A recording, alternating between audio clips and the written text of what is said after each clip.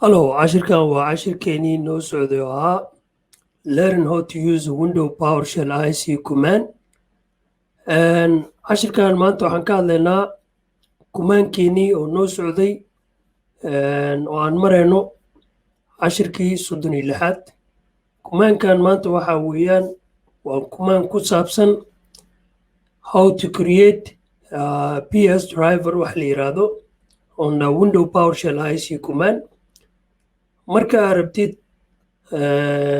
driver kale inaad create garaysid ama aad samaysid markaa isticmaalaysid kumaanka Windows PowerShell ISE command ayaan idin tusinayaa. Haddaba marka ugu horeyso qaybtan ayaan tegayaa. Markaan tago halkaas ayaa waxaan la soo baxayaa Windows PowerShell ISE commandka la soo baxayaa saa aragtaan. Markuu ii soo baxo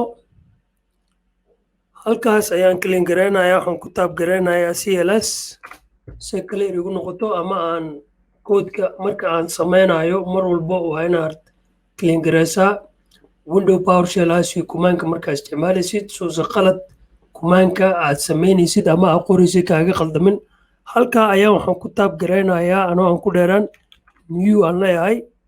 Markaan dhaho PS driver aan dhahayaa halkaas labada xaraf markaan garaaco wuu soo baxayaa.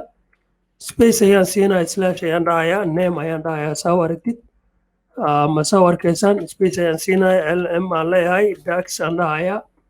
Markaan dhaho haddana slash ayaan leeyahay space ayaan siinayaa slash ayaan leeyahay kabacdi waxaan halkaa ku soo baxayo arkaysaan PS provider halkaas ayaan click gareynayaa kabacdi space ayaan siinayaa file ayaan dhahayaa file system markaan dhaho kabacdi space ayaan siinayaa slash ayaan leeyahay rootkaas ayaan la taabanayaa. Sidoo kale markaan taabto space aan leeyahay princess ayaan la baxayaa resolve aan ku qorayaa halkaas resolve markaan ku qoro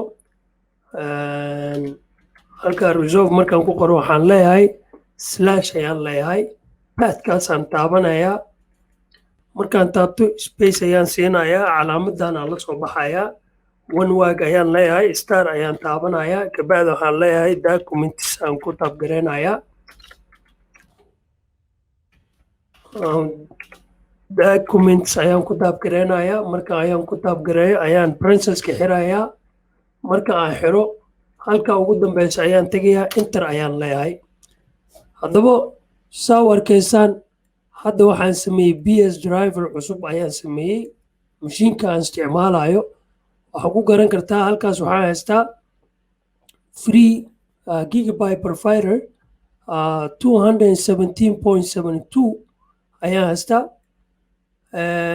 Marka halkaa ayaan sidoo kale waxaan ku taab gareynayaa haddaan rabo inaan ogaado PS driverka meesha aan geliyey halkaas ayaan leeyahay set ayaan leeyahay location ayaan ku taab gareynayaa. Markaan ku taab gareeyo kabacdi space ayaan siinayaa space markaan siiyo LM aan dhigayaa dax ayaan leeyahay enter ayaan taabanayaa. Enter markaan taabto waxaan rabaa locationka PS driverka aan hadda drive gareeyey inaan ogaado.